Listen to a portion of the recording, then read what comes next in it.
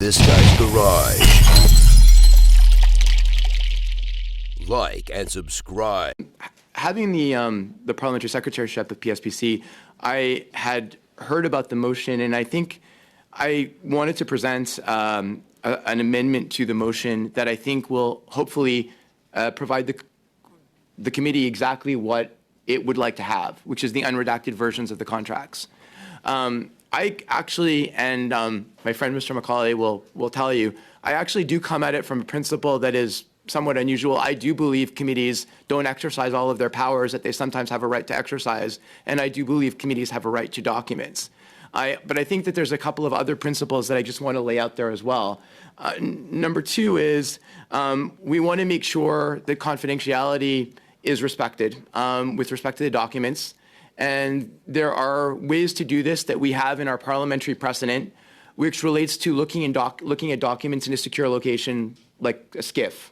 And those are ways that our friends in Congress in the US look at confidential documents. It's a way that our committee that deals with national security looks at documents. And I think that would be a reasonable way for the committee members to look at the documents in a confidential manner without anybody worrying that confidentiality will be breached. The other thing that I was hoping that the committee would consider is the fact that we do, as the government of Canada, not as members of parliament, have confidentiality obligations vis-a-vis the suppliers. These were contracts that were signed at a highly unusual time, right at the beginning of a pandemic, when vaccines were very scarce, and the suppliers had a great deal of leverage with respect to national governments as to what they could extract in terms of terms in the contract, which is not unusual to Canada. It would be the same for other countries as well. So the contracts that we have with these suppliers require that an NDA be signed in order to access those contracts, and in order for the government of Canada, without breach, to give people the right to sign contracts. So I'd like to read, Mr. Chair, if it's okay, into the record, an amendment that I'm making to the motion that's on the floor, which would be, yes, I do. I have copies for everybody. Would you rather I circulate it before I read it? Yeah. No. That all the words after Auditor General's Report 9 and 10 are deleted and replaced by the following.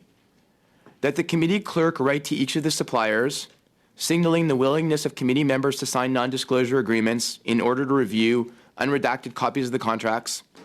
And should the suppliers decline, the suppliers would be required to provide a written explanation to the committee as to the nature of the information being withheld and the reasons for withholding it from members of Parliament. And if after 30 days the committee has not received a response, or the committee is not satisfied with the responses, members sign non-disclosure agreements in order to review unredacted copies of the contracts. In either case, these contracts would be provided by PSPC in a predetermined Government of Canada secure location, and PSPC officials would be made available to respond to committee members' questions regarding the documents. Documents would be provided to members of Parliament only, and on the condition that the documents not leave the location and all of the rules of the secure location are followed. Furthermore, the committee requests that PSPC officials be available for future in-camera meetings to discuss the topic.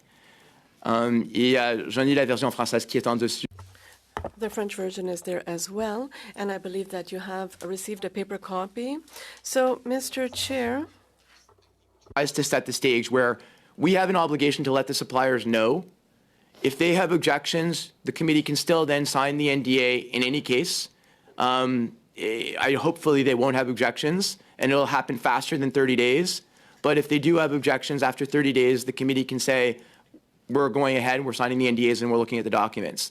But we just want to make sure that for no unnecessary reason do we draw liability to the Government of Canada, even though I understand that parliamentarians have a right to see them without signing NDAs. I don't think, given that the intention is to keep these documents confidential, that signing the NDAs should be problematic, and it avoids the government being in breach and having potential liability in this case. And I would point my colleagues to the committee related to Afghanistan, where a confidentiality undertaking was signed by the members of that committee before accessing documents. And so I'm hoping that members will see this as at least a reasonable approach, where we're at least saying definitely you should see the unredacted documents, because that's for my belief very strongly that you should, but doing it in a way that doesn't create liability unnecessarily and doing it in a way that is in a secure location. So I'll stop at that, Mr. Chair. I don't need to belabor it, and happy to answer questions afterwards if I come back on the speaker's list. Thank you so much, Mr. Chair. Thank you very much, Mr. Housefather. Madame Séclair Desgagnés, vous avez la parole, s'il vous plaît. Merci, Monsieur le Président. Thank you.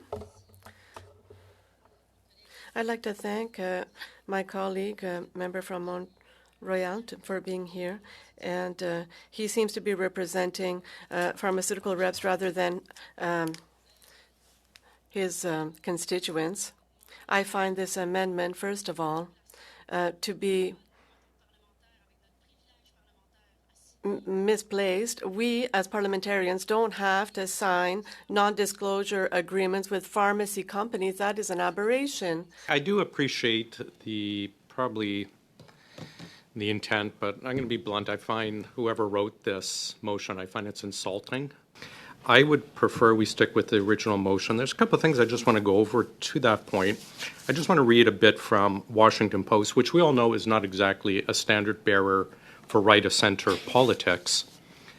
They say Pfizer, the Manhattan-based pharmaceutical giant, has maintained tight levels of secrecy, where we heard that before, around negotiations with governments over contracts that could determine fate of populations. The contracts consistently place Pfizer's interests before public health imperatives. And I'm not casting aspersions against Pfizer. I thank God for them that they created that vaccine. But that being said, it is an issue. The Washington Post further goes on and says they had access to unredacted draft agreements between Pfizer and Albania. And if you look around the room, who would say Albania is more open than Canada? But apparently they're so.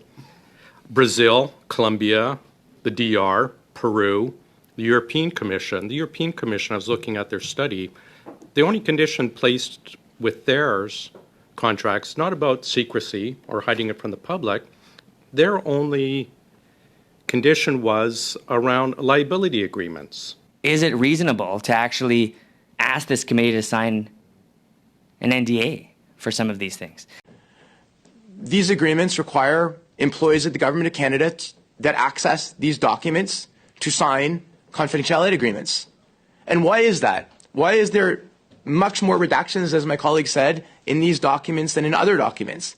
It's because these documents were signed at the beginning of a pandemic, when everybody was desperate for vaccines, when companies were being told to rush vaccine production, do testing in an unprecedented way, in a way they normally don't do it. So these companies were exposed to way higher liability, putting their products on the market than they normally would, because they didn't do the type of testing that normally takes these drugs years to come to market. They did it all in less than a year. So that's why these companies said, if I'm going to deliver you this product that I haven't tested in my normal way, I want to have different conditions. And with countries around the world competing with each other to get these, the countries had less leverage than they normally do. For example, if we were entering into flu vaccine contracts or monkeypox contracts or other things that were normally available, this would be a different issue. But these are already signed. They were signed at a time the government didn't have that leverage in negotiations. We just wanted to sign as many vaccine contracts with as many producers as possible because Canadians were desperate for vaccines. And in the end, it worked out. We got vaccines, and we were one of the countries that got to vaccinate everybody the fastest.